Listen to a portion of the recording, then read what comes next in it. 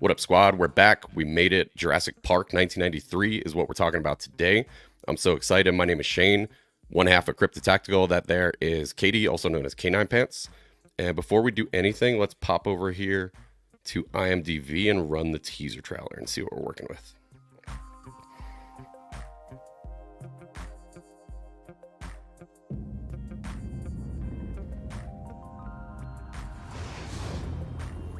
I own an island off the coast of Costa Rica.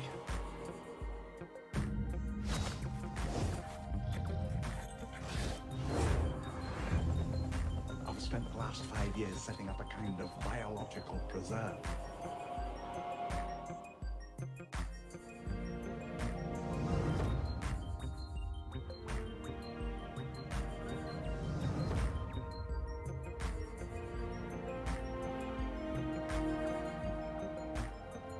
What do they got in there? King Kong?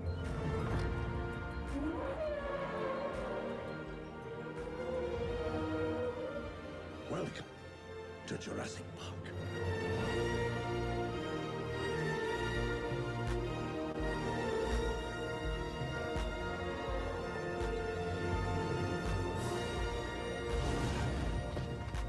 Dinosaurs and man, two species separated by 65 million years of evolution.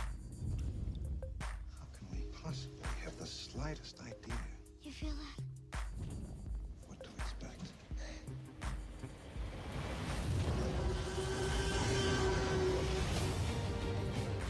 Hold on to your butts. All major theme parks have problems. But John, if the Pirates of the Caribbean breaks down, the pirates don't eat the tourists.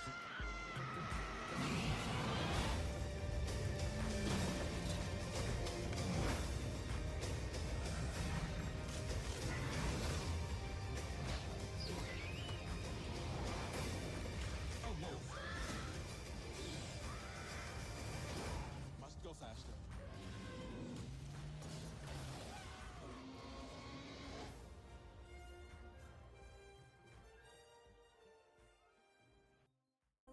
So the title of this stream is Steven Spielberg's perfect film with a question mark.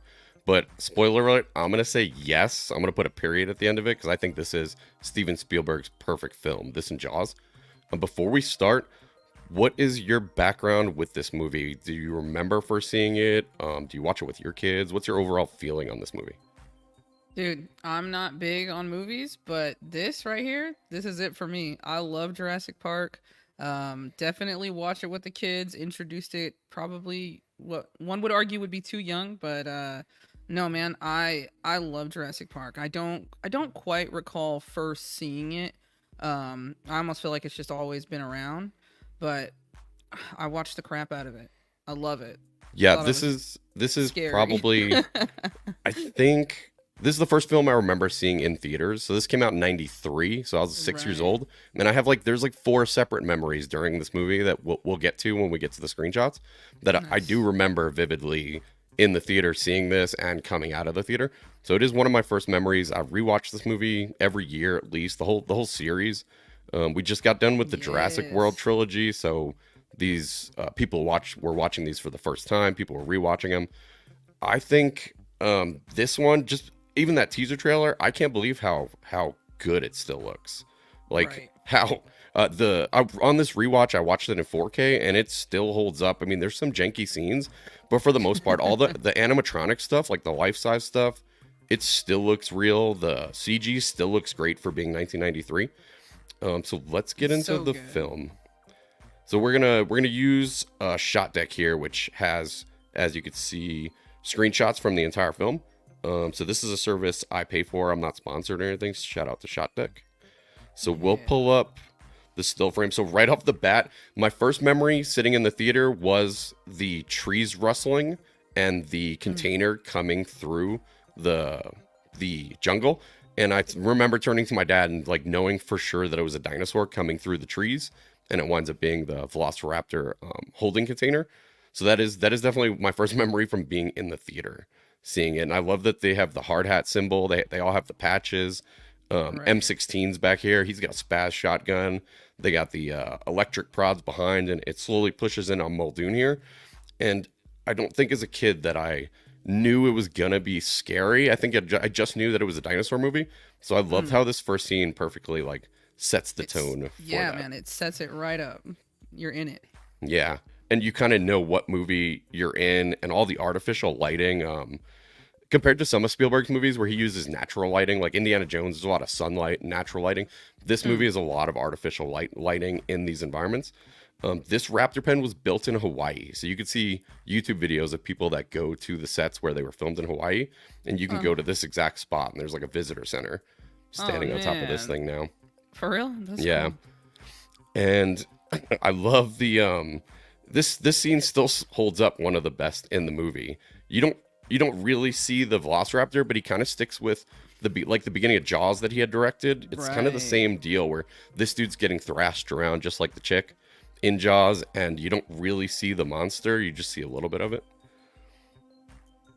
And he yells for them to shoot him. Nice What do you teeth. think of that first what do you think of that first scene with the Velociraptor escape?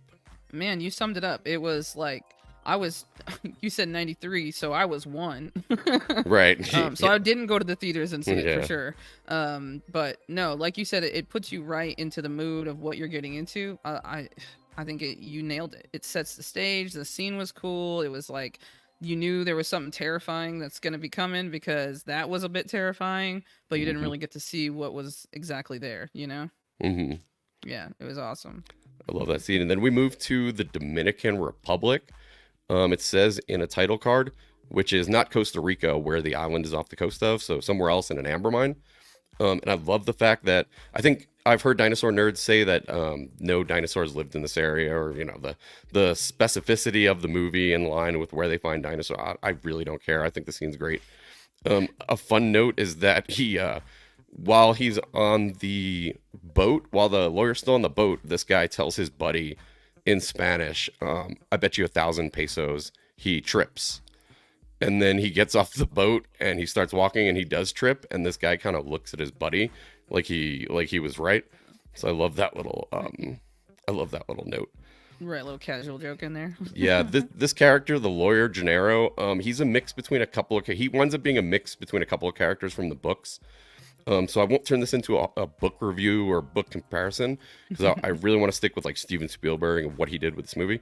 But I did recently listen to the book, and at this point in the book, there's like 50-75 pages of other stuff on the mainland. So definitely, if anyone's interested, definitely read or listen to the Jurassic Park book or watch some videos on it, because it's so fascinating. Yeah, it's good. It is good. And then we get into the cave. He says in Spanish, I believe he looks at it and he says, "You're so pretty, you're going to make a lot of people very happy." So you can look at it like his own greedy standpoint, or like the dinosaur produces is going to make the audience at the park or the visitors to the park happy. But probably his boss, Hammond, who's paying for this mining operation. So just a little detail. He says that in Spanish to The Rock, Nice. which I think is cool. I And then love that shot, by the way. Whenever you see it, I just think it's such a nice shot. Yeah, the mosquito I think in it there. looks cool. Right? Yeah. Yeah, and then Hammond has one in his cane, the famous smoothed out one. Yeah. So we get to the paleontology section, kind of setting up the characters. No one really famous was in this movie besides Richard Attenborough, who plays Hammond. He's a famous director. I think he beat Spielberg for best director at the Oscars one year, where he won for Gandhi, and Steven Spielberg lost to him. So the guy who plays Hammond, the old man, Richard Attenborough, he is an actor, famous British actor, British director. So he's the only famous one. Kind of like Star Wars, where Obi-Wan was really the only known name at that time. These are all kind of unknown actors. I mean, maybe real cinema buffs at the time would know. But this part, Grant, a couple actors were up for the part, including Steven Spielberg. So he works with Steven Spielberg a lot. Harrison Ford was up for the part of Grant, and so was the guy who played Snake Plissken. A lot of famous actor, Kurt Russell. He was up for the part of Grant. But ultimately, Sam Neill got it, and he nailed it. Yeah. And this is a famous scene, and for a dinosaur movie, it's just kind of setting up. He threatens the little kid. There is a fan theory that this little kid right here is Chris Pratt's character from Jurassic World. a lot of people like to fan fiction that little kid is Chris Pratt's Owen Grady from Jurassic World as a kid. So I don't buy it, but when I watch the movie now that I've heard that theory, I can't help but think of it. So maybe it is part of the lore. I mean, it plays nice. Mm-hmm. And we get the nice setup of them. Like, he doesn't like kids and she does want kids and she's trying to convince him here. And I don't think we know they're together quite yet. I guess we get the sense. But in real life and in the story, she's, I think, 20 when she filmed this movie, Laura Dern. And Sam Neill was 40. So there's a 20-year difference there. And Spielberg added that in. In the book, they're just platonic. That's his student. Right. And in this one, they have a relationship. And I love the change from the book. It's just such a nice touch for their characters. Right. It's just like another dimension of realness that you kind of feel, you know? Mm-hmm. We get our introduction to John Hammond. So what do you think of the dig site, that whole scene? Man, as a kid, it was like, yeah, it was cool. I mean, it was kind of funny too. I remember always laughing at the part where he threatens the kid. You know, and I thought that paleontology was a fascinating, you know, field of work to be doing. So it was, you know, I feel like at that time you're not really seeing a lot of that. So to see something like that was really cool, you know? Yeah, and the reason I say this is a perfect movie, one of Spielberg's two perfect movies, I think Jaws and this are both perfect. But the reason I call it that is because I don't think there's, to me, there's nothing wrong with this movie. I can't point out any bad thing about the story, about how it's filmed, about the... Yeah, there's like no wasted scene. It's everything's... And I've rewatched this 100 times, and I still got as excited to see it this rewatch as I ever have. In the beginning, there's like crickets chirping and the thing coming through the woods, and on this rewatch, right when I watched that, I was like, oh man, I'm still psyched and hyped to watch this movie. All right, thinking about it, that noise would make a great alarm in the morning, you know? Crickets and the brushing of the leaves. Your first look at John Hammond. In the book, he's more of a sleazebag, more of a capitalist. He gave the actor and Spielberg gave him a lot more kind of heart in the movie. But there's a lot of stuff in the book where like he's just a capitalist, like whatever sells. And he did come up with this idea for Jurassic Park and is kind of brilliant. Right. I like, again, man, I like the touch of human and not, you know what I'm saying? You can tell he wants it, but at the same time, he seems very, you know, enthralled in the world of it, you know? Yeah, he's very excited about the idea as opposed to just doing it for money. But there is that section of it too. Yeah, of course. You notice if you ever watch the 4K version of this movie and you pause it, the stuff they have on the walls is real weird stuff, like dinosaurs on Mars, like a National Enquirer article, and all sorts of weird clippings that are funny if you actually ever look at them.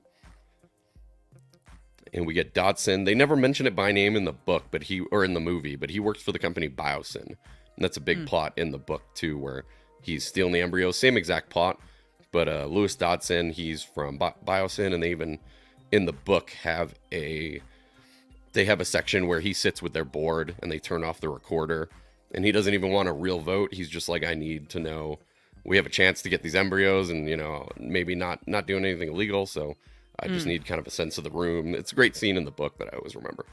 Oh, nice. And we get our first look at Dennis Nedry. He's wearing one of the shirts from one of the Goonies cast, the chunky kid from Goonies. He's wearing the same shirt. So I guess there is like a headcanon where he is that kid from the Goonies, maybe. Oh, okay. But Steven Spielberg had a lot to do with that movie. He didn't direct it, but he had a lot to do with it. So. Oh, I got you. And I think it's the same price. I think he tells him right here. I think he tells him $750,000 now, and $750,000 when you get back with the 15 embryos, and he gives like a price for each embryo, and so he's getting like $1.5 million. But in the book, they do mention that someone else mentions it, like someone from the company, and they'd be like, "Oh, that'd be worth $15 million if we can get that," or you know, I'd pay up to $15 million, and he only gives him 1.5. So he is kind of greedy. Good money at the time, right? But that is the price that he's getting paid. And I love that when he tests the Barbasol can, the excess that's on his hand, he puts it onto a pie. And I always remember that as a kid, like just that little touch of him putting shaving cream onto a pie, and it looks normal, like it should be cream on the pie. Right, is so funny to me, and that always stuck with me as a kid. Right, it was like a funny little prank, you know. And you would eat it because it looks like cream exactly. on it. Yeah, with Dick. It kind of sets up his character. Yeah, I love that. That was funny. Yeah, we get the character introductions. Now, I didn't know until later in life, but I guess Jeff Goldblum, who plays Dr. Ian Malcolm here in The Black, I guess he was kind of a female heartthrob. Like, women found him to be incredibly attractive and sexy. Like, I didn't know this till later in life, but he's the one in the movie, I think, out of all of them, that is, like, the heartthrob. Right. He's There's a got the famous appeal. meme of him, like, laying down when he's got his broken leg, but, like, his chest is exposed, and it's like a funny meme. They put him sometimes, like, laying on the Triceratops when it's breathing up and down, and there's all sorts of funny memes from this movie. But yeah, fun fact, I think Jeff Goldblum, we wouldn't know it at a time when we were kids, but he is like a female heartthrob. Right.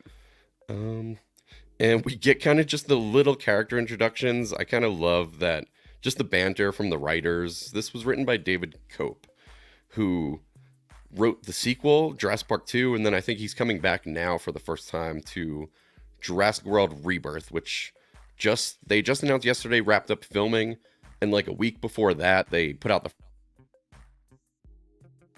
we haven't seen Jurassic World Rebirth, and I am very much looking forward to it. It's good timing with this review that all that news is popping about it. Right. And the joy in his face. This is mirrored in the last scene, right as they're taking off. Like, he looks so joyful here, and in the very last scene of the movie when they get on the helicopter, I think it's the same exact framing. It's him right here, but he's looking way different. So I hope they have that still in this deck, because he's looking frightened, and then Grant grabs him to get on the helicopter, and he gets scared. Like, he twitches, he jumps when Grant goes to get him. Right. So I don't think I ever noticed that until right now, seeing this shot of him smiling, that it's almost the exact same shot right before he leaves the island, and he's looking at it totally different, like in shock. And also, I should mention that Grant has two female ends of the seatbelt, and the two female ends don't work, like they won't work together, so he ties it, and I think that's kind of foreshadowing on purpose that the female dinosaurs all find a way and breed. On this rewatch, I kind of noticed that when I was like, oh, it's two female ends and he makes it work. It's kind of foreshadowing. I'm sure it's on purpose. You think so? Yeah, because that scene, who would even think to write that scene? I wonder if that was a Spielberg added thing or if it was in the screenplay or the script. But it is, either way, I think it's meant. It's such a weird thing that he doesn't have. I've never seen a helicopter shot or a plane shot or anything where the seatbelts don't work and they tie it just like that. Just a little touch. It's got to be on purpose. Something, right? Mm-hmm. I like the thought though of like the female, like, oh, they're all females, or just kind of like stating this isn't going to be a safe thing, Yep. Mm-hmm. Right. We get the 10,000 volts and we get the perimeter fence. The Jeeps in this are some of the best movie vehicles of all time, right? And love it. Another detail, I think I want to say they're 92 Jeep Wrangler. There's a certain model, you can look it up on the internet, but there's a certain model, and I see him on Instagram all the time. I've seen him in person. I've seen people try to replicate these Jeeps. It's such a big fan base still for this movie that came out in 93. In the book, they say that the red stripes and the red coloring is to confuse the Triceratops, because the Triceratops were charging the Jeeps, and they figured out there was something about these red stripes that warded them off. So that's an interesting fact. And then in the very last shot on this rewatch was the first time I noticed there's mud all over the Jeep when they pull up to get on the helicopter to go at the end, and it's the Jurassic Park logo is covered in mud, but the only thing you see is "Your Ass Park," and I think it was on purpose. I think someone was having a joke where the J is like not visible from mud. And then the I and C are not visible in my mud, so it just says "Your Ass Park." And this time I was watching it as a 37-year-old man. I was like, I'm pretty sure they did that on purpose. This one was for the parents. Yeah, but such great set design, such great props, such great computer. This was the first use that people had seen of computer graphics. I love the branding on everything. The Jeep, his hat, the shirt. Right. Everything. It's very in line. Yeah, I mean, I kind of understand when they're sitting in the boardroom talking about should you have done this and it's dangerous, but to be honest, I'd be like, just build it. I'd be like, I think we could do it. I'd be on Hammond's side. I'd be like, I think we could build Jurassic Park and make it safe. Because why wouldn't you? Man, chaos theory. Yeah. And then this is I kind of ignore everything Malcolm said. I'm like, whatever. I'm on the lawyer side. So this is the first use of CG in a movie they did it in Terminator 2, but it was like a liquid guy. So Right. this is the first like photorealistic, and it still holds up. That looks fine. Right. And we're almost in 2025 now, and this movie came out in 93, and that looks fine. I see a lot worse stuff now. Yeah. So I'd be interested in what kids think about it now, though, if they say like, that looks fake, because they're so used to the good stuff. Mine never have. No, No. totally viable, especially with all the animatronic stuff, the T-Rex especially. So of course his whole life is based around dinosaurs. He probably never thought he'd see one Right. in a million right. years, and yeah, he saw one. The touch of him like putting his head between his legs. Right. I like how he's Hammond's- talking, and then she's just like, look. And then they see this is, I think, an underrated shot in the movie where they look out, and because of the like atmospheric distortion and the heat, it kind of looks fuzzy, but it's like perfect. That's a perfect shot of they see all the animals chilling together, and it's proven they're not cold-blooded. He mentions that, like, oh, these things aren't cold-blooded because they're walking around like this. I'd hang up the picture. Yeah. And just also the little scene where he asks how fast they are, and Hammond says we clocked the T-Rex at 40 miles per hour. I think that's the speed. And he like can't believe what he said. He's like, say again. He's like, we have a T-Rex. Right. And right. I love that little part of it. So we get to Fitz Visitor Center. It looks pretty much exactly like it's described in the book. This is how you see it in your head in the book with the banner and everything. Hmm. I love these shots. But beforehand, people saw dinosaurs. There was dinosaurs in movies up until now, going back all the way to King Kong. But never, this is still the best dinosaur movie, right? Right. I mean, it's like there's a lot of shark movies, but Jaws is like pretty much the good one. I wish I knew who to credit. They were like, they said someone told them, so what's the count on good shark movies? Just still the one, right? Because there's a lot of shark movies, but there's only Jaws is really the greatest one. And I think the same thing with dinosaurs. There's a lot of great dinosaur movies, but Jurassic Park is still the one. Right. Maybe King Kong from like the 30s. And we get the kind of the Disney aspect of it here. What do you think about this scene where they go on kind of the Disney ride and they've got the video and Mr. DNA? No, I think it's what plays perfect to like a younger audience. You know what I'm saying? Just anyone that's not in the world of this. It's a simple, quick explanation. It's fun. I think it was a smart way to introduce all this, and obviously it plays well into the fact that this is a park. You know what I mean? Mm-hmm. So I think the whole thing is cool, and I like that, the thought of if this thing ever really existed where you could like ride a ride that shows you the science center, and you're going through like that. That would be like this shot if you were in person. I just think it'd be so cool to really see it all coming to life. Yeah, they built it like a Disney attraction. Right. And there's a lot of scientists here. There's like barely anyone running the park.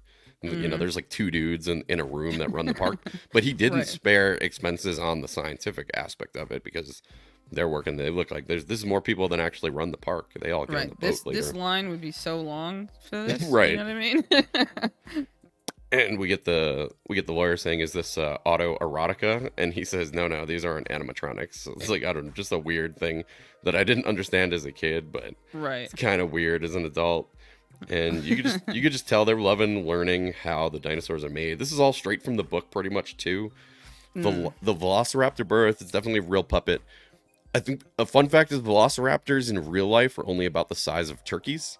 Right. Like a full-grown one. Yeah, I think there's a interview with Michael Crichton where he says it's more like another type of dinosaur, but he didn't think the name was as cool. I want to say Dionysus is what he was basing it off of, but the name didn't sound as cool, so he just called it Velociraptor. I feel like I've heard them called Utah Raptors or something. Yeah, Utah Raptor is an actual species too. That was bigger. Right. Yeah. When he was writing this in 93, I don't know if they were even discovered yet. I think he was basing it off of Dionysus. Right. But they've found a bunch of type of raptors at this point. He says he's been there for the birth of every little creature on the island. Right. There's also a continuity error in this scene where there's a shot of the egg with the with the robotic arm holding it, and it switches shots and switches back, and it's not there anymore, like real quick. Yes. Yeah, one little Easter egg. And he's kind of getting, without even seeing the dinosaurs, seeing one dinosaur, he's getting that this is not going to work. He already has his problems with it, Malcolm. And he, of course, turns out to be right. I love the first thing, Henry Wu, this guy is a huge character in the book, like much more prevalent in the book. They're almost like partners. Like he runs the science side of it and Hammond runs the business side. But ultimately Hammond's his boss, but Henry Wu has a huge part in the book, and he comes back in the later movies and kind of has the same characteristics as he had in the first book. But I love that in this scene specifically, the first thing we see him doing is erasing something that he wrote and writing it back. And I do think it's a little subtle nod to like the first thing we see him do is overlook something and fuck it up and correct it. You know, it's just kind of makes him an unreliable character. Like they could have just had him writing, you know, but I think they purposely told him erase something and write again. Yeah, it must be direction and like vision. Right. Weird, right? And he's got a diabolical look when he tells him it's velociraptors, because that's what he studies, and he knows how lethal. And why would you even really have those? I mean, you could have got away with just making Triceratops. If you had an island full of Triceratops and Stegosaurus and Brontosaurus, you wouldn't really have a problem. It's really the carnivores that cause the problem. Yeah. And then I love the cut that as soon as he says that, it cuts to the raptor pen. Right. And that is in Hawaii. You can go to that spot right now. The visitor center pretty much sits where that building is. It's so cool. Going to Hawaii. Yeah, that you could. I want to do a whole Hawaii tour of like all the Jurassic Park filming locations. You go to the T-Rex paddock where they filmed it.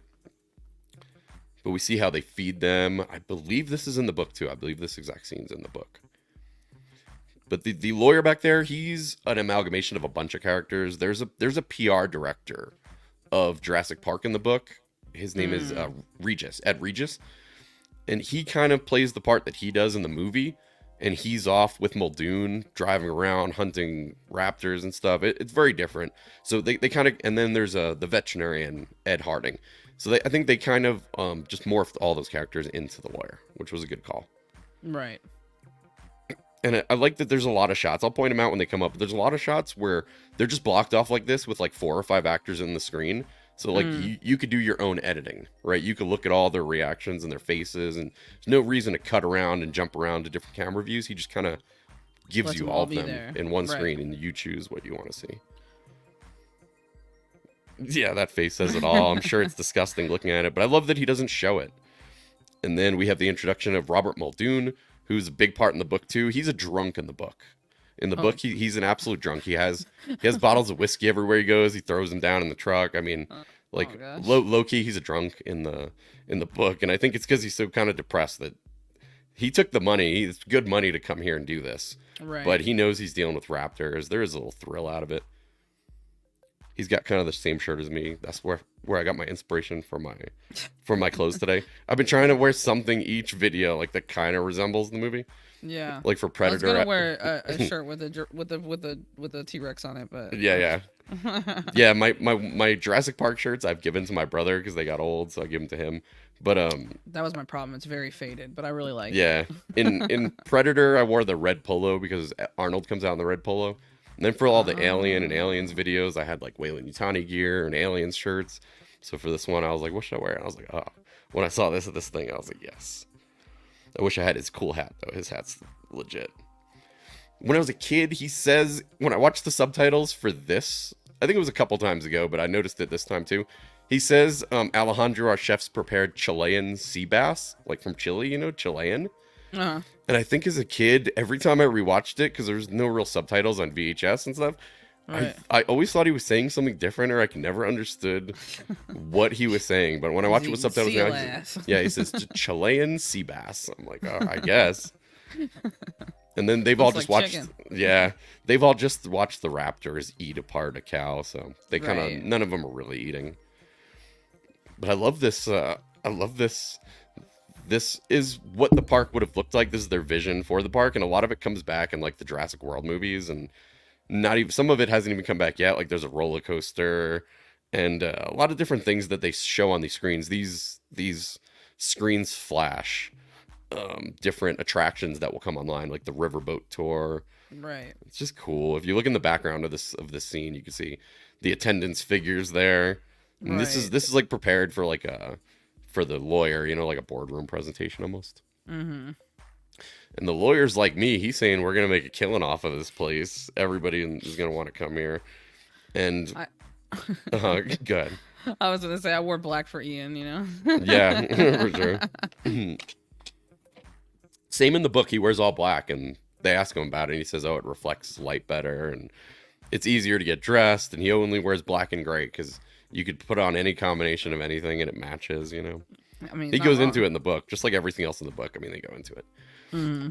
I like how it shows the plane back there landing, but in the Jurassic World movies, they take a boat to the island. Okay. And I always thought it was stupid when Jurassic World starts out and they're taking a boat to it. Like, they must have landed in Costa Rica somewhere and taken a boat. But I was like, why wouldn't they just build a airport, you know what I mean, on Jurassic World? I mean, you're making enough money. Maybe there's just not enough room. Yeah, I guess. Right in the beginning of there, you get that of this presentation, you get that continental flight taken off from the island. Yeah. Well, like shitty photoshopped. And he informs them that the kids are there. Anything else about that boardroom scene that strikes you? I mean, I guess the greed, the malice, they're all pointing out to him something's going to go wrong. Right. It's kind of setting really up, preparing you. Preparing you for what was to come, definitely, and making a lot of good points while going through it. But no, I do like though, just like you're saying, I really never even paid attention or noticed, I guess, that it was kind of showing future attractions. I don't know. I just was listening to them talk, I guess, because I never really paid attention to that. Yeah, it's like a pitch. It's like for a pitch room to have business people come there. Yeah, once you say that, I'm like, oh, that does make sense. But and also, it's the like I was saying at the beginning, artificial lighting plays a big part in this movie. It's another example of like you're on a beautiful island in the middle of a dinosaur island, and they're in a dark boardroom, and the only thing that they want you to see is all the stupid attendance charts and how much money they're going to make and everything. Weird. Right. But I think it's definitely a choice by Spielberg. Got you. So, yeah, we get his children showing up, which I don't know how. I mean, if you have a carnosaurs on an island, I don't know why. You know, out of everybody, he chose the kids. Yeah, I think it's probably to impress the. I think he's kind of using them as pawns, right, to impress the lawyer and impress the people that are there and stuff. I think so, right? Like, why would I have the kids here if it wasn't safe? Yeah, it's to give it that illusion. Mm-hmm. But you know what you're talking about with the book, and I'm sure you probably would bring this up, but you would the book, they had the kids as it was two boys, right? But then it's a boy and girl, but they're reversed. Oh yeah, right, ages. But they reverse the ages, and I feel like I like the dynamic that they chose to go with, you know, as opposed to the book. Yeah, in the book, the younger one is not as sharp as Tim. The kid in this movie, the younger one is like still sharp. Yeah, it's just like an obnoxious little kid, a lot younger than Tim is even here. I think. Like I don't know what the age in the book exactly, but it's like having a 6-year-old there, right? And it makes it even weirder. At least these kids can walk around and think for themselves. Yeah. I love how futuristic that touchscreen must have been in 1993. Right. It was cool, man. It was cool. Like what you were expecting. Now it's what we have. Yeah, and that's the shot of Isla Nublar, the island. So there's 5 islands that make up this chain. And I think InGen and Canon own them all. So I'm sure in other movies they'll come back. But as of Jurassic Park Fallen Kingdom, a volcano went off on this original island, Isla Nublar, which kind of bummed me out because it's like we'll never get to go back and see the visitor center or have people go there in the future. It all got wiped away. They just nuked the entire island. So there's still 4 more islands though I think in canon, they've never mentioned them in the film, only Site B, obviously, because the next 2 movies take place at Site B, which is Isla Sorna, with the 2 Rexes. But it was a shame that they wiped this island out. And I don't know the other 3 islands, I'm sure will come into play, or they have in books and video games and stuff like that. I know in the video games, InGen owns them all. So we get the other classic. If I got to choose, I think one of the vehicles from this one that I like the best, everyone chooses the Wrangler, but I like these Fords. I love these Jurassic Park cars. That's what I would own. If I was like a billionaire, I'd be driving around in that Ford Explorer. Right. Mm-hmm. So we get, I love the behind the scenes of this. You could see them filming in YouTube videos. You could see them filming this shot specifically, like they had press there that day. So there's a lot of behind the scenes of this shot, and Steven Spielberg is just such a master of where to place the camera, and he's a great storyteller, which is what makes him a great director. But the camera stuff just seems so easy for him. And yeah, we get that she wants him to be more comfortable with kids, so she kind of gives him the nod, like to ride with the kids. Right. It's a nice touch. She's looking all like, ah. Yeah. And we get Muldoon telling Hammond about the hurricane coming in, which of course there's a hurricane coming into the island. This is Samuel L. Jackson's first movie. So when people would have watched this in '93, they would have had no idea who he was. Yeah, I think Pulp Fiction came out right after this. So this is, I believe, his first credited part. He might have been in some other stuff, but I don't think he was ever in a Hollywood film up until this point. Like, people in '93 wouldn't have known who this actor is. And he becomes more and more Samuel L. Jackson as the movie goes on and as stuff starts. Like, he has the gimmick where he smokes, like he's always got a cigarette in his hand during the scenes. But as he gets madder and madder, you kind of get to start to see the Samuel L. Jackson that we know. It's so funny. And these gates were definitely, they say, what do they got in there? King Kong, but it was definitely actually inspired by King Kong, by the gates that King Kong comes through in the original movie. Right. Steven Spielberg said that was kind of the point, and he mentions it right here. I love Laura Dern's face right there. Awesome too. Yeah, Laura Dern's face says it all. Yeah, and it's so classic. It's so crazy to think when they were putting this movie together, like in '92, that all these things that wound up being classics, that like people thought that up and they built them and they nailed them so exactly that we're here all these years later. And if you showed that Jurassic Park gate to anyone in America, they'd pretty much know what it is. Right. Right. Like they got the moonroof going on too, Yeah. I don't know if that was a thing even, but you know. yeah, for the tour, because it's like a safari. Exactly. It's supposed to be like a safari vehicle. There's a lot of stuff that comes back. The other movies are still mining stuff from the first book that never made it in. Like the pterosaur aviary dome. There's like a chase through water with the T-Rex, and they're still mining stuff that they just didn't have any time to get to in the movie. See the Jurassic Park mug there on the right. Everything's branded. So in real life, this movie, he says right now, I actually looked it up this time. He says it's narrated by Richard Kiley. We spared no expense. And he was like an old school actor. I had to look him up. But I love that he spends money on everything at this park except for like the stuff that matters, like having more than 2 people in the control room. Everything's automated. I mean, it's so weird, the stuff that he chose to cut costs on. Right. And I love that you don't see they go through the Dilophosaurus pen right now, and then they go through the T-Rex paddock and they don't see either animal. Right. And I love that it's building suspense. In the book they do see them. And also Dilophosaurus, the one in the movie, the Dilophosaurus with the frill that spits acid, it's either a juvenile or they just chose to have it that size for cost or whatever, but actual Dilophosauruses and the one in the book are like 9 feet tall. So it's that same creature, but it's 9 feet tall, and they've never had them still in the movies that big, which would be the full size. And he's talking to Nedry. In the book and in the movie, you kind of get the sense that he bid for this job, and once he took it, he realized it was way more than severely underbid. So he feels like he's getting ripped off for all the work he did. For what he's doing, yeah. Mm-hmm. He's got Jaws on the screen behind him right there. It's the scene where it pops out at Brody, and he steps back and says, "We're gonna need a bigger boat." So that's a great nod to Jaws right there, that he's playing it right there on his computer. Yeah, what killed me with these scenes right here was how dirty his desk was. I was like, this just seems unacceptable under the circumstances. That's from the book too, that he's just like a complete slob and he doesn't care about anything, and he just feels like he's being underpaid. Right. And that they jacked him and they spend all this money on everything. So, I'm not saying he's a good guy. He's definitely the villain of this movie, because I don't think you could blame the animals for what they do. But him shutting off all the power and selling the embryos is definitely what causes everything to happen. Right. So we get Jeff Goldblum hitting on her. He doesn't get yet that her and Grant are a couple. Right. And I don't think they're too obvious about it, because they're teacher and student. Right. He's the teacher and she's the student, so I don't think they're too obvious about it. But I think most definitely she's in ending the last part of her college, and he's her teacher, you know. Right. So it is weird. And then everyone jumps out of the vehicle.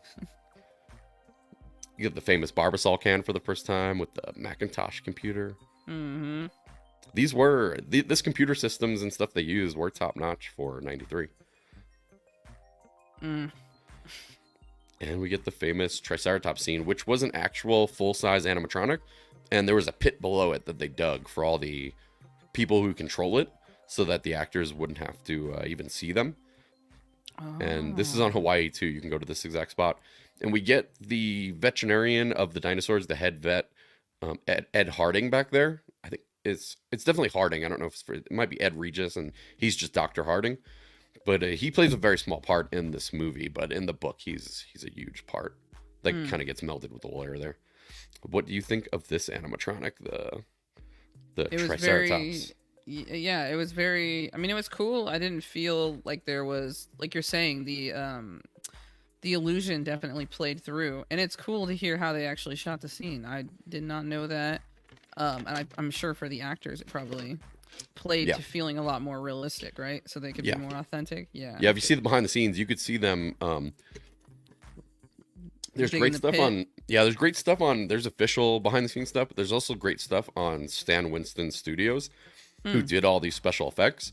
But I think it was on their channel where they showed pictures of they had to ship this thing in a container and get over there, and they had like a couple weeks to set it up and dig that pit and make sure everything was working.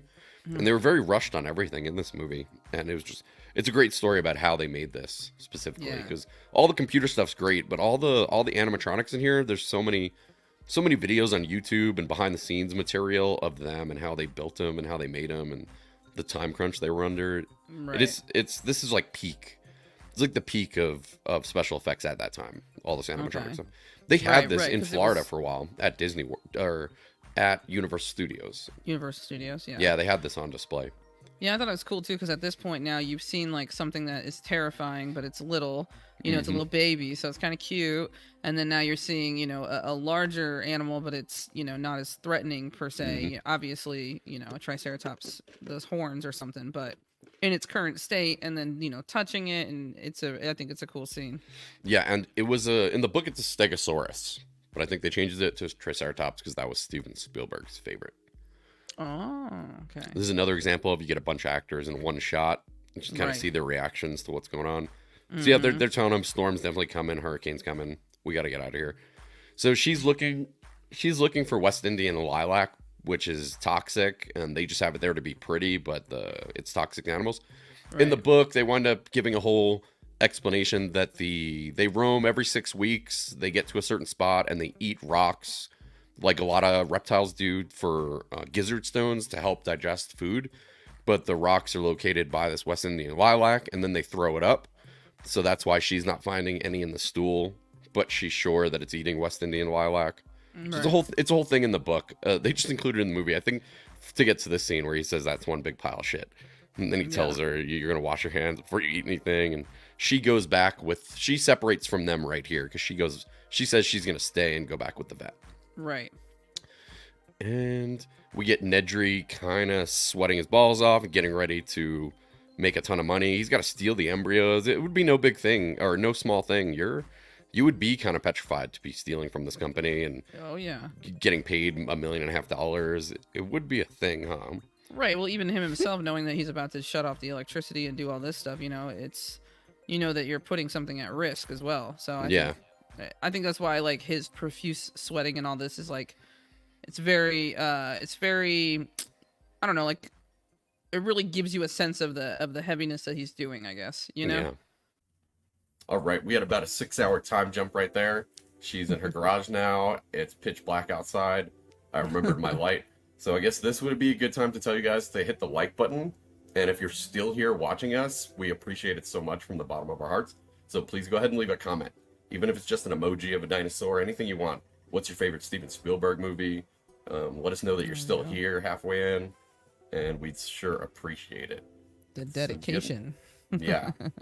This is my 5th podcast, and this is your 2nd one with me.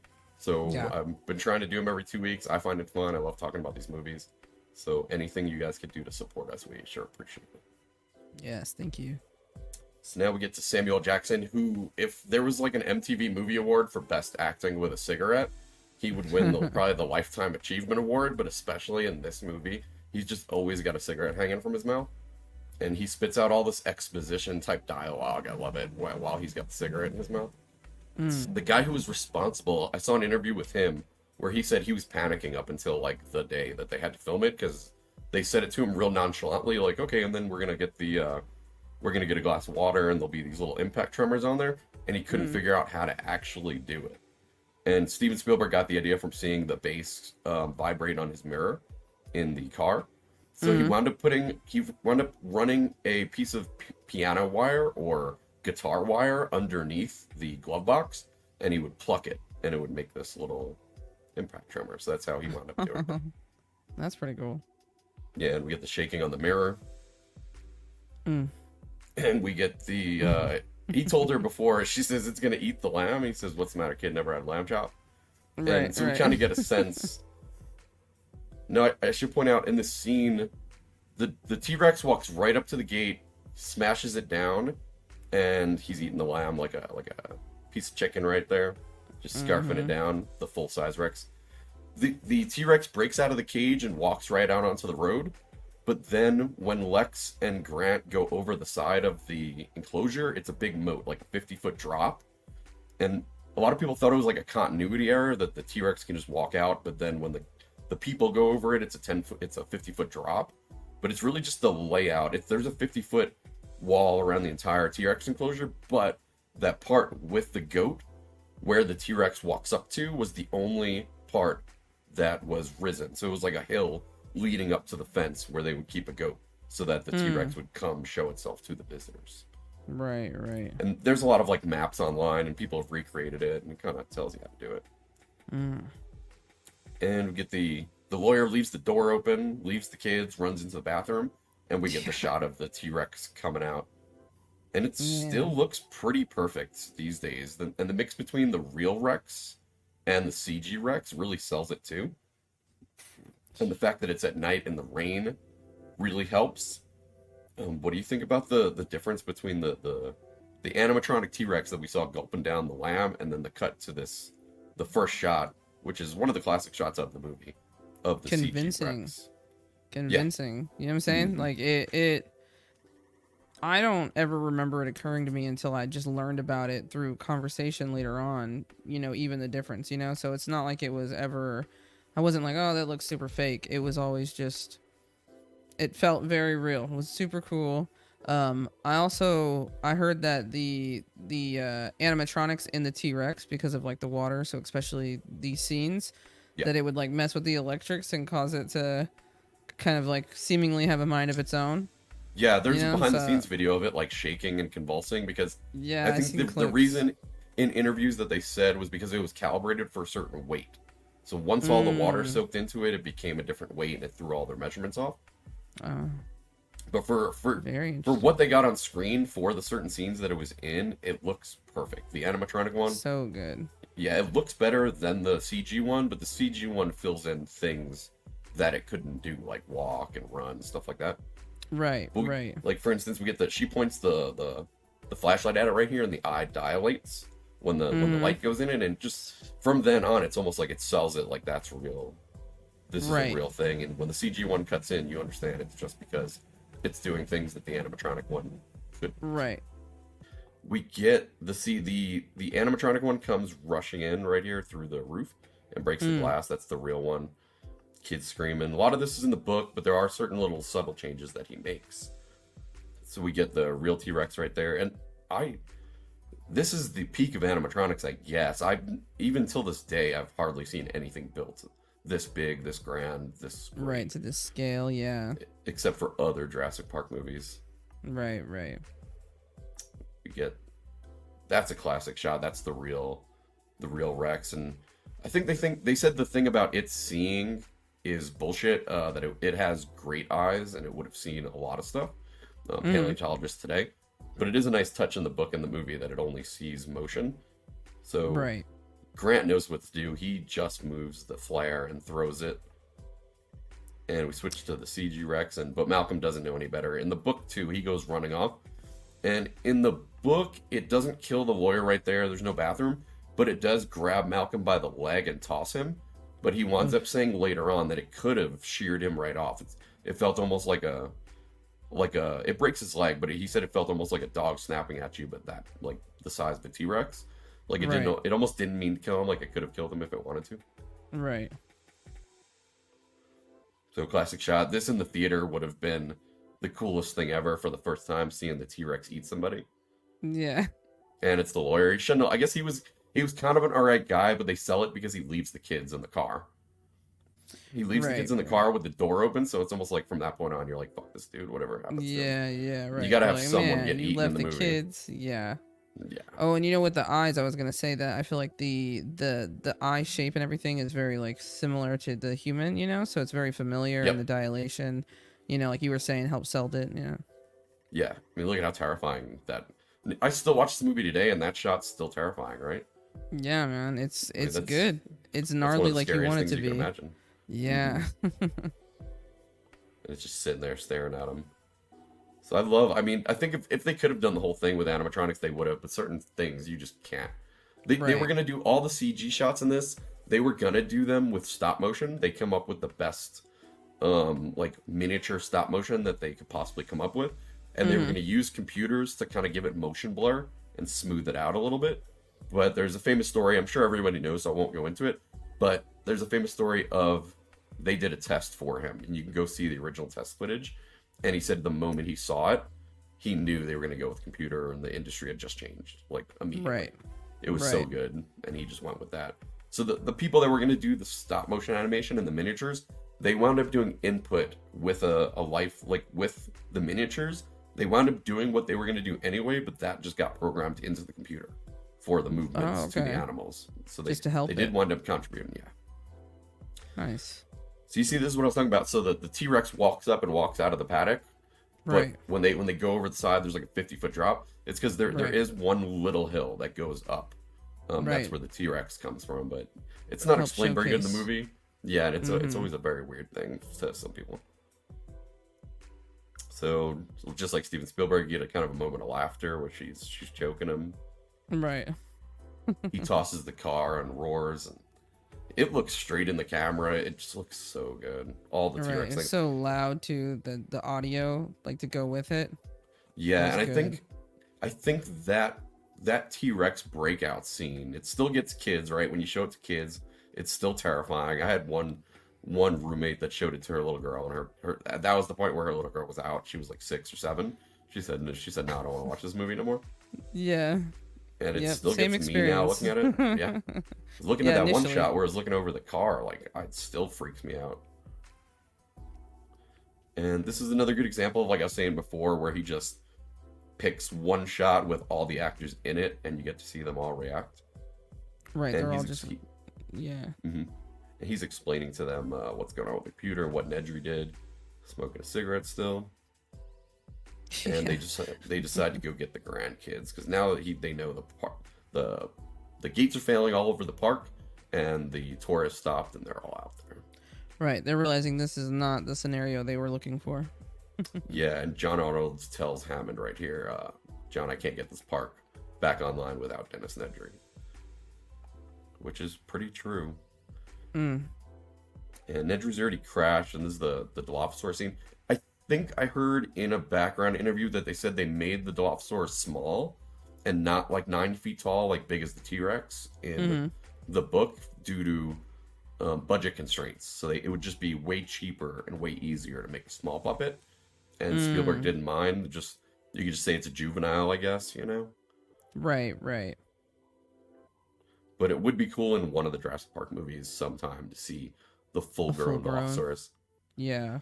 And I believe paleontologists said that frill that comes out and the poisonous spitting is probably not based in reality. Yes, I've heard that as well. Yeah, it just looks cool. There's a lizard in real life nowadays that has that frill. Right. To scare things, and the venomous stuff is in the book. It's when they're on the tour in the beginning of the book, it tells him a little story about the Dilophosaurus, and it says specifically that they didn't know it spit venom until they bred it and studied it. But it definitely did have that crown on its head. Yeah, I love this too. I love the striking, like the striking colors, of course, they use. Yeah. I think it looks super cool. And anyone out there that's super interested, if you YouTube Stan Winston School and Jurassic Park, you'll see a lot of the making of behind the scenes of this. And this puppet was so cool, the way they created it and the little team that made it.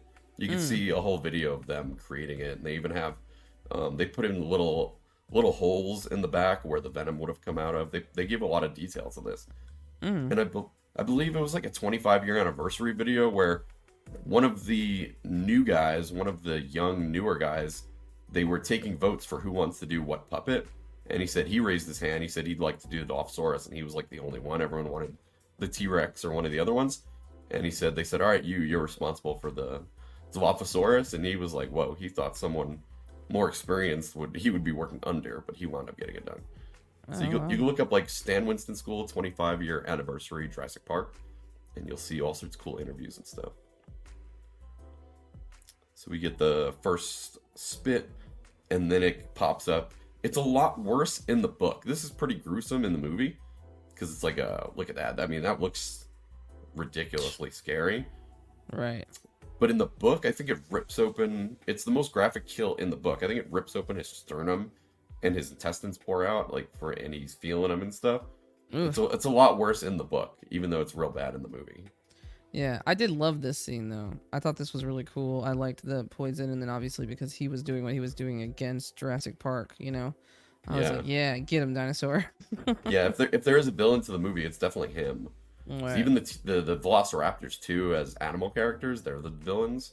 But he's definitely the human villain because he causes all this. Right. And then she hides in there. He's got to go. So this is the famous tree scene. And I guarantee you they shot this on the back lot. I think I've seen behind the scenes where they built a little set with this vehicle. And this is the first time you notice once the car starts to move, right there is the first time the music kicks in. And I saw on this rewatch, I noticed it was 17 minutes with no music at all. Like the entire T-Rex attack scene and the Nedry attack scene is without music, without a score. Completely immersive. And it's so much more impactful because using music in movies is an art in and of itself, but knowing when not to use the music, I noticed this rewatch was so powerful that the whole T-Rex scene, it's just water splashing and the sounds of the animal breathing and stuff like that. But right here, a nice score kicks in, like a real adventure movie type action score, right when the car starts moving. And then it falls down on them once they're down below, and it went through that roof, the plexiglass roof that you were mentioning before, the sunroof. Yeah. So I don't know which came first, that they knew they were going to have this scene, so they wanted a roof that was cracked in, or they designed it first. But either way, it's a nice touch. Right. And it's reminiscent of like old silent movies. These are the type of stunts they would have, where like a house would fall down and it would go through the guy would be standing there and he'd go through the window. These are the type of stunts they would do in old-timey movies. Okay. And then it's just wrecked. So yeah, this is the Hawaii set. Or I think they definitely did film in Hawaii, but they also recreated this set when the animatronic T-Rex was there on a set. So when it's the animatronic T-Rex part of the scene, it's a set in Hollywood. But when they're driving by it initially with the mountains in the background and stuff, that's the real location in Hawaii. But it's just flawless. When you're watching the movie, you don't think that it was a cut to 2,000 miles away somewhere else. Right. They did a good job on the redesign. So good. Right. So I can't tell. I would assume this is all on the backlog though, on the set.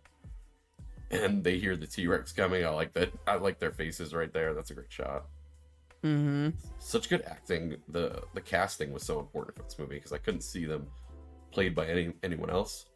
I wonder, do you think we'll live to see the Jurassic Park remake when we're like 80? Like your great grandkids will tell you, oh, they're remaking Jurassic Park, and you'll just go, oh no. Like I think I think we'll live to see it. It'll just I be think like one the day- robot story. Yeah, it'll be the new AI Jurassic Park or whatever, Right. or 3D, and you're beamed to your brain or whatever. But Right. Whenever guarantee dinosaurs are you- part robot. yeah, Hollywood is so bankrupt for ideas these days that it's gonna happen.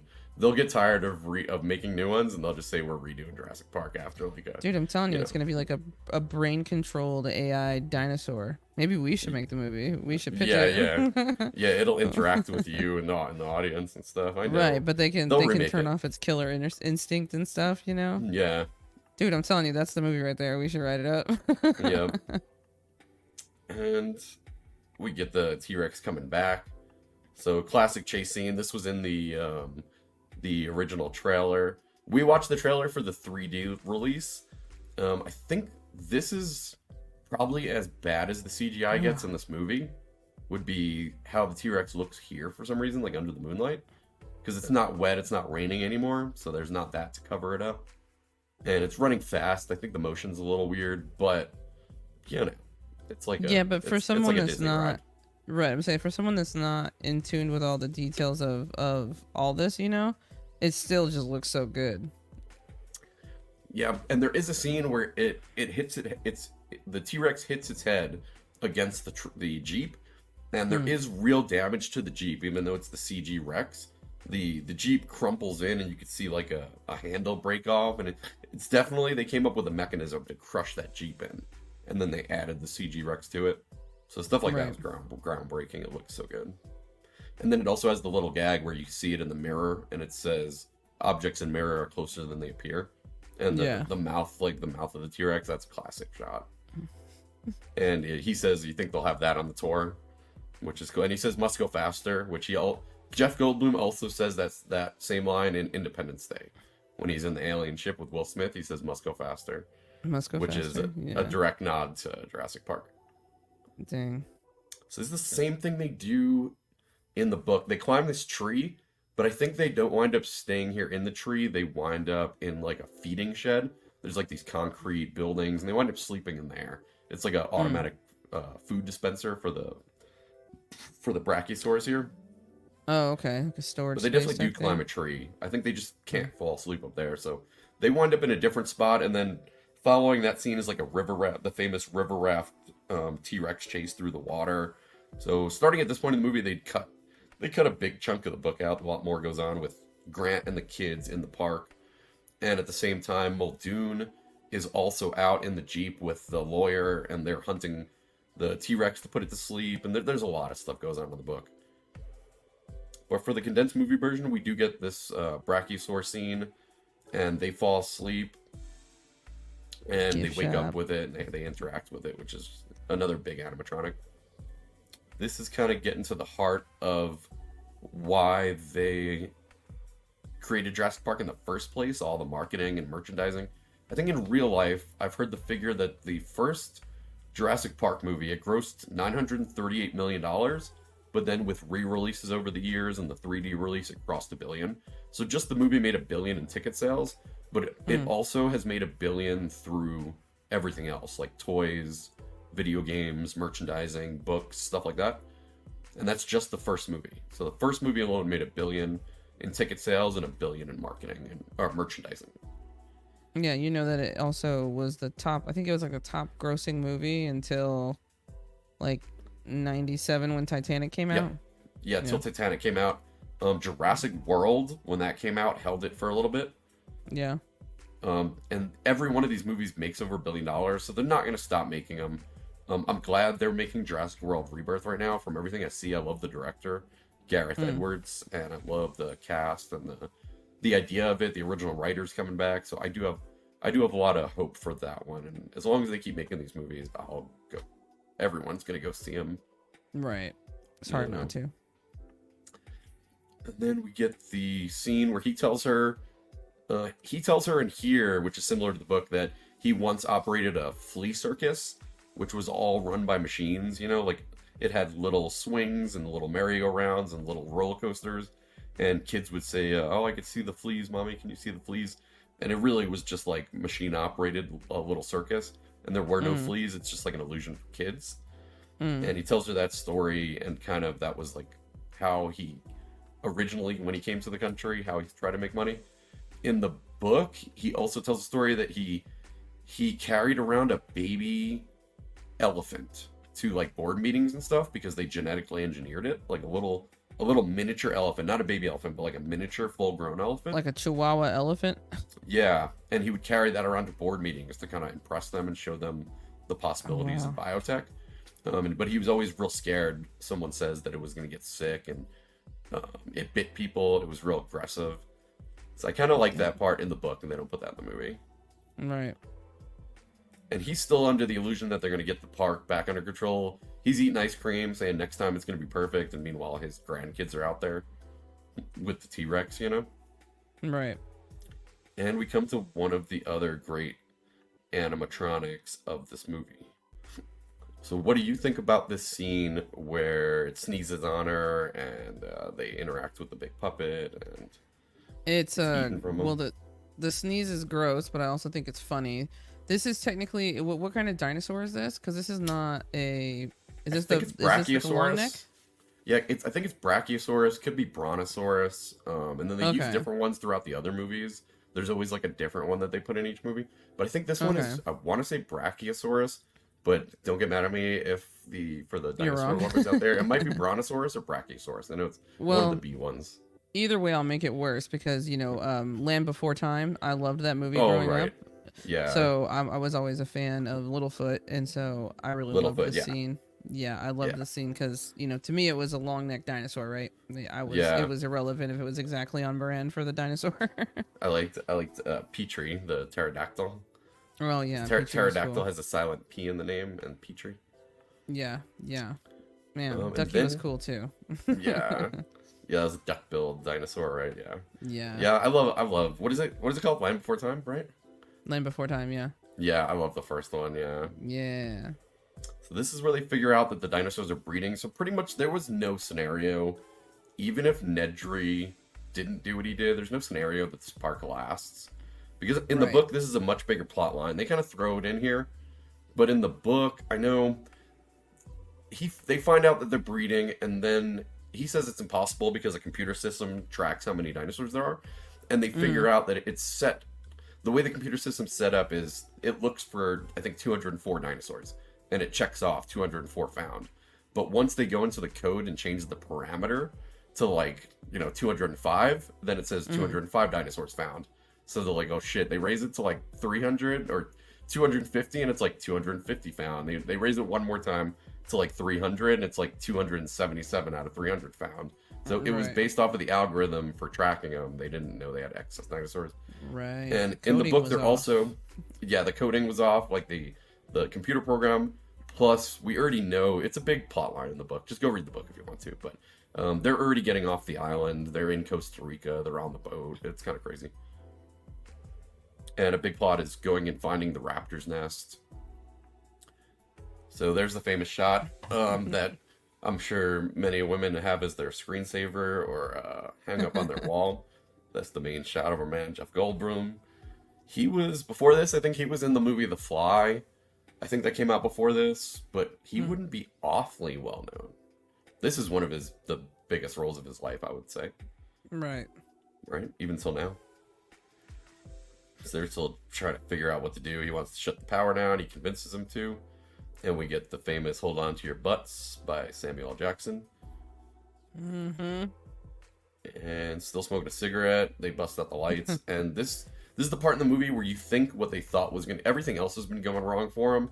So you think they said there's a chance it might not come on at all, and you think that is what happened for like a split second. Because nothing Right, happens 'cause when he there's the flips it back delay. on.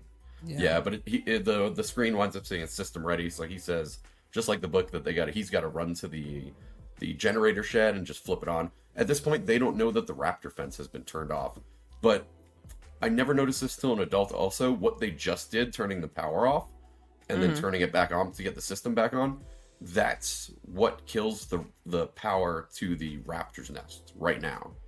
Nedry wasn't stupid enough to turn the raptor fence off because he didn't need to get through it or anything. So in his coding for his virus, he didn't turn the raptor fences off, and they say it earlier on. Muldoon says, "Are the raptor fences off?" And he says, "No, they're still on."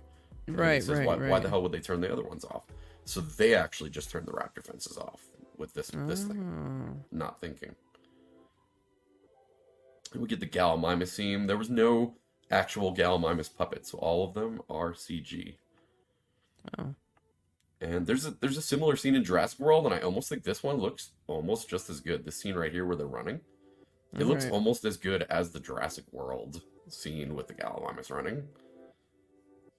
And we get the T-Rex out in broad daylight eating one of them, which as a kid, you know, when I first heard there's a T-Rex in a movie, it automatically became the greatest movie of all time when you're 6 years old. I was like, this is now my favorite movie.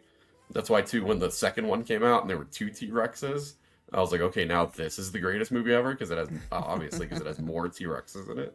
Right. That came out when I was 10, The Lost World. I love that one. We'll do that one on the channel eventually. Oh, yeah. And you can also go to this spot in Hawaii. I think the log's still there and everything. So you can go to this exact spot. And they're coming up with a plan. Malcolm's got a broken leg. And John Arnold, Samuel L. Jackson's character, has not come back. And everybody kind of knows what that means. Mm-hmm. And I love this shot of him coming out with spaz and realizing that the Raptors broke out. And they were quick about it. They had just turned off the power pretty much. Right. Well, they were aware, just like they noted, you know. I feel like it calls back to the scene where they're talking about it, you know, when they first go up to the Raptor enclosure. Yeah.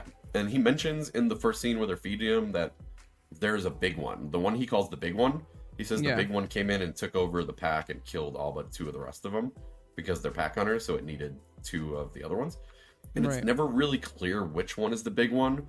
I tend to think it's the one that he's looking at later on that we'll see in a minute. I'll show you which one I think it is. But it's hard to tell. It's fun trying to pick out which one is the big one and which one survives, which one gets locked in the freezer. It's kind of interesting. And which one's down here. So I think he spots one of the raptors in the distance, right? And she says we can make it if we run. And he says, no, we can't. We're being hunted, because he sees a raptor. Right. And when he gets killed, it's because he's looking at one raptor and the one comes from the side. So I tend to think the one that he saw that's just kind of sitting there where a snake goes by and it's just looking at him, I think that's the big one, because it's not really doing any work. It just tricked him. Right. And then there's Clever Girl, which is the one that attacks him. And then there's one down there. There's 3 of them total. So we get Grant kind of showing that he's a natural with kids, because he does this gag, which I don't know if it's appropriate for kids, but it hit with at least half the audience, because the boy loves it. Right. Yeah. And the very girl funny says that thing to wasn't do funny. in the midst of what's happening. You know, you're in the middle of this system that's completely gone wrong with these ancient creatures, and you're making electrocution jokes. Yeah, brilliant writing, and then for the character too, it's kind of showing that he does have some skills with kids, you know, because up until this point he was kind of real awkward with kids. Right. But at this point, you kind of get that he's like warming up to them, and that is, you're never expecting that the first time you see the movie. Right. And most little kids that watch this movie think he's getting electrocuted. He does such a good job of selling it. And they give a little smirk. So I do love that scene. That's a lot of my favorite scenes in this movie have nothing to do with dinosaurs, which is crazy in a dinosaur movie. Right. And they hear the Rex roar. And I think in the book they say that's the fence between the Tyrannosaur paddock and the long-necked dinosaurs, the Brontosaurus paddock that they're going through. And he's trying to direct Ellie to turn the power back on, and we all know what's coming up next. So just like also this scene, like this is one of the most tense scenes in the movie, and it doesn't have a dinosaur in it. You kind of get it in the background with the roar at first that makes him start climbing, but just her turning the power on becomes like one of the most tense scenes in the movie. Right, which the previous joke makes a great lead up to, you know. Right, and the stunt of the kid flying off this thing, and the raptor popping out. So that's the first time we see the raptor in full. So it's been leading up to it the whole movie. Right. And the jump scare right there. I don't know if, you know, when you watch this with kids, definitely usually the first time, and when they don't know what to come in, they'll jump right there for sure. Right. Oh, yeah. It's got me, man. Yeah. I don't think this is the big one. I think this is one of the smaller ones, and I think the Clever Girl is the one that attacks Muldoon from the side, and I believe the one he's staring at through the distance is the big one, the smart one. but it looks great. And then we get Samuel Jackson's arm. He said, I think in an interview, I think it was like Jimmy Fallon or something, he said he likes to think that his character Ray Arnold is still running around Jurassic Park without an arm. And he said he likes to imagine him like riding raptors, like he's tamed them and everything. Right. So it's kind of, they never show him die in a movie. Right. If they don't show you die, you could be alive, pretty much. Hey, it'd be a hysterical comeback. You get the sharp teeth ripping off the grating. Pretty much same in the book. This scene's pretty much exact. Mm-hmm. She gets out of there with her life. Laura Stern does some great face acting and acting in general in this movie. Right. She gives you that sense of terror. Like, I'm really thinking that this woman, I'm watching a documentary at this point. Yeah, everyone's cast so perfect. And when I look at the stills now, too, she's just done some great facial acting that I don't even really, it's hard to even get when you're watching the movie. Right. Yeah, so Muldoon, he sees one, he thinks he's hunting it. And the one pops out from the side. But I think the one he's aiming at right now, that is pretending to have him, or pretending not to see him, is the big one, the smart one. Mm. And then this clever girl pops out from the side. I love that. I love that shot right there. Yes. When I was younger, I had that as like my Facebook profile picture. I just love that shot. It's like one of my favorite shots of the movie. It wasn't your MySpace picture? Yeah, right. Something like that. Like a long time ago. And then we get him giving him CPR. All right. And I was wrong before when I said this visitor center is exactly like the book. In the book, I believe it's actually animatronic dinosaurs, like machine dinosaurs that look real, that kind of make noise and stuff. You can fact check me on that, but I believe it's animatronic dinosaurs, not skeletons. And Grant leaves the kids alone, which is, questionable, right? In a theme park that's run loose with carnivorous dinosaurs. It's, right. It's a little weird. But that food that was underappreciated, it's fun to see them get through this chow down that's about to happen. Yeah, as a kid, when you're watching this movie as a kid, you're like, yes, Yes.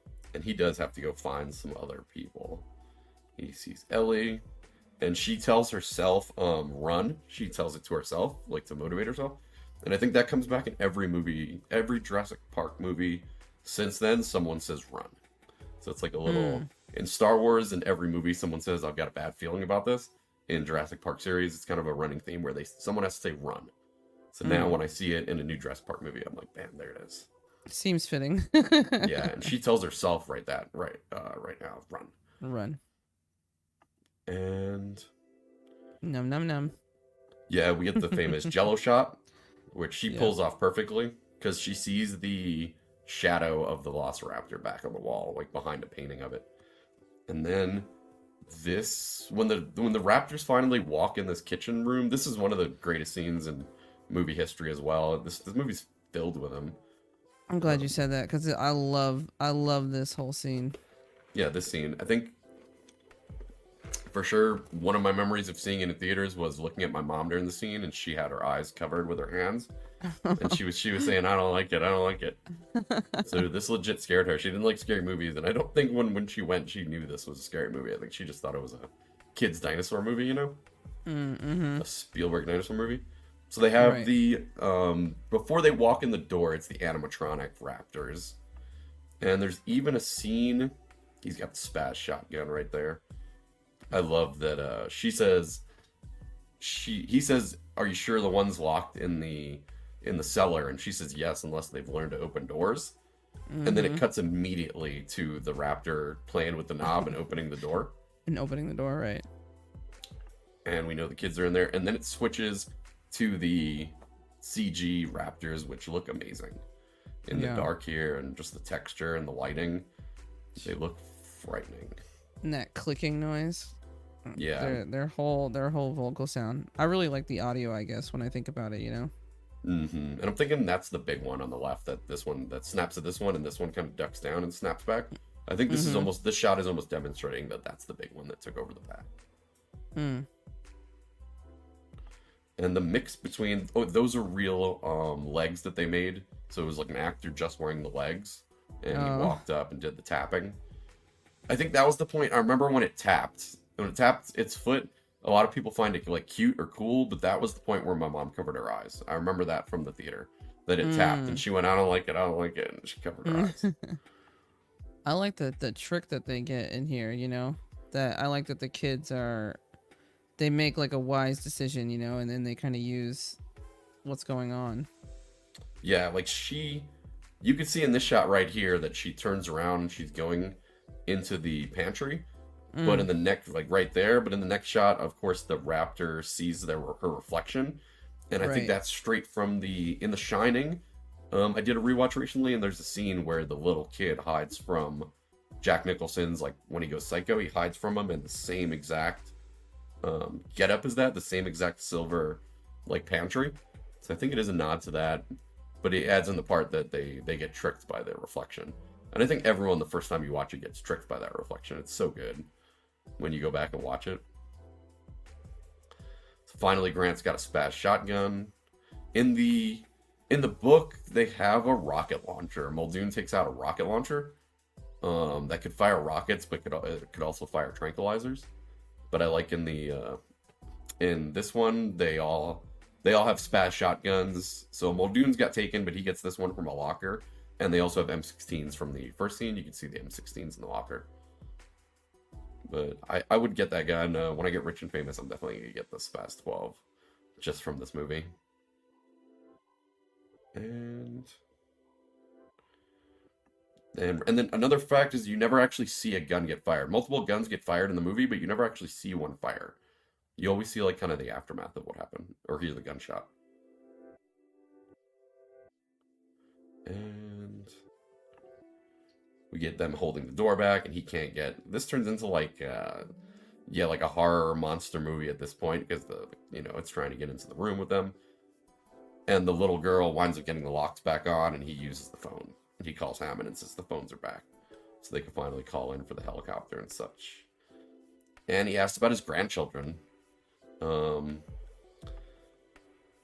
Because he doesn't even know if they're alive or anything yet. So granted, the children are there. And he fires the shots. When I was a kid, I always thought that Hammond was yelling for him not to shoot the raptors. Still at this point, like, don't shoot the merchandise. But I think he actually is. Watching it now on this rewatch, I think he actually is concerned about the children and what's going on, because he hears gunshots. And then they go through the skylight. What did you think about the kitchen scene? Do you think that's one of the best scenes in the movie? Yeah, huh? Yeah, I mean, I love it. I think it's fun because it's showing like you're at like even a higher risk, because you're looking at the kids and you're like, no, I don't want to see this. I don't want to think that they died, you know? So I think it's again, man, it's just like a good way to create even more suspense, even after everything that you've already watched. And, you know, it like repumps your heart up, even though you think like, okay, that must be it. You know, like this has got to be it.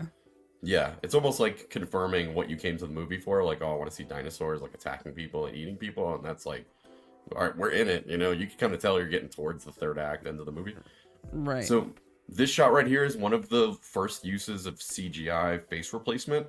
So this was the real raptor head pops through the roof, but when it cuts to this scene, it's the CG raptor. But the stunt actress wound up looking directly at the camera. She's looking down, and then she looks right at the camera and looks down again. It's like a split second, but I'm glad they got this shot on the shot deck, because this is the stunt actress where they replaced her face with the little girl. And it was the first time anyone had ever done that. Oh, wow. So that's a neat little fact. And then we're getting towards the climax of the movie. Yeah, and right. we get Just them cool. climbing. Oh yeah, the raptors are coming in, and there's going to be a final showdown with the raptors. That looks amazing. I believe that's the CG one. I think in the shot it's walking. Yeah. I think that's the CG raptor, but it looks just like the puppet, the real animatronic. Right. It's hard to tell when it's not in motion. And the original ending, I think he drops all this stuff on the raptors, or like I think he puppets the animatronic T-Rex almost to like fight the raptors. But Steven Spielberg made a great change where he turns the T-Rex right now into the hero of the movie, where it saves them, and you don't really think of it that way until the scene, and he knew it was going to be the fan favorite, and he had to bring it back for one more shot. Yeah. So I remember when I walked out of this movie, that's the animatronic Raptor. I remember walking out of this movie, and my dad said, the first thing he said was, it was great, but that was bullshit how the T-Rex get in the room at the end. Like, he couldn't figure out the physics of how the T-Rex got in the visitor center. Oh, And okay. on later rewatches, you could tell there is a door behind it. And I remember telling him, no, there was a door behind it. And he said, oh, it wasn't big enough. Like, that was his first thought when he left the movie, that the ending was bullshit because how did it fit in the building? Right. And it is kind of, they made it up, and they put like a big opening there, but I get the points. People still I still hear people say that. Right. And you get these great shots of the Raptors about to attack. So there you can see the hole behind the T-Rex, like an opening to the building, but it is small for a T-Rex, and no one heard it coming. You don't hear the tremors when it's coming or anything this time. Right. But it works for the movie. It works amazing. I love the two Raptors versus the T-Rex fight. Right. At this point, you're having such a good time. You're not too worried about a door. Yeah, we don't see this Rex again until Jurassic World, because Jurassic Park 2 and 3 both take place on Isla Sorna with the two Rexes and the baby Rex. But when we do see these T-Rex again, it still does have the damage from the Raptors. Like where the Raptors scratch it on the side, and it's still got the exact scars from these Raptors. Right. And yeah, we don't see this actual Rex again. They call it Rexy in the community. We don't see this one until Jurassic World. The other ones on Isla Sorna are the buck and the doe, the mom and dad, and the juvenile Rex. The great face, great acting right here. And they get the hell out of there. And he tells Hammond, I've decided not to endorse your park. And Hammond says, me too. So he does have kind of an arc at the end. And by the second one, he turns into kind of a conservative, conservationist, environmentalist, where he wants everybody to leave the dinosaurs alone and not make money off of it. So, in the book, he dies a pretty violent death.